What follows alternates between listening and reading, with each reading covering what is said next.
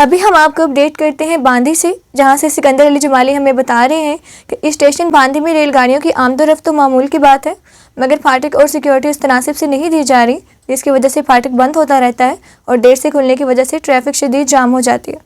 मरीज़ों को भी तकलीफ़ का सामना करना पड़ता है। ट्रैफिक की रवानी का बेहतर सिस्टम ना होने की वजह से अवाम में शदीद गमो गुस्सा पाया जाता है। कुछ जज्बाती मोटरसाइकिल सवार पटरी को क्रॉस करते हुए हादसे का शिकार भी हुए हैं, मगर इंतज़ामिया खामोश तमाशाई बनी हुई है।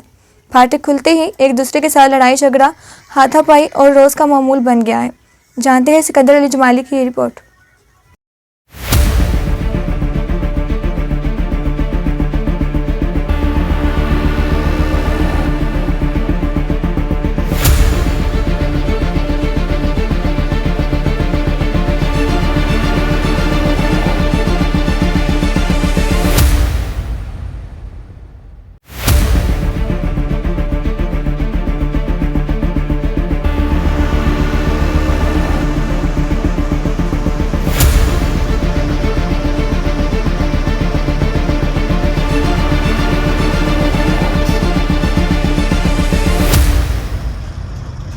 बढ़ती हुई आबादी के साथ इस वक्त पाकिस्तान में फाटकों की हालत बहुत बुरी है।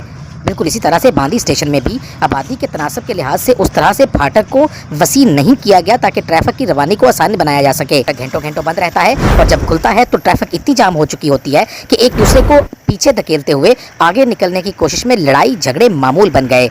मरीजों का अस्पताल पहुँचने के लिए फाटकों को क्रॉस करते वक्त घंटों घंटों इंतजार करना पड़ता है। और अफसोस की बात तो ये है कि हुकाम बाला यहाँ पे सोए हुए हैं, कोई भी किसी भी तरह से इस मसले की तरफ तवज्जो नहीं दिलाता।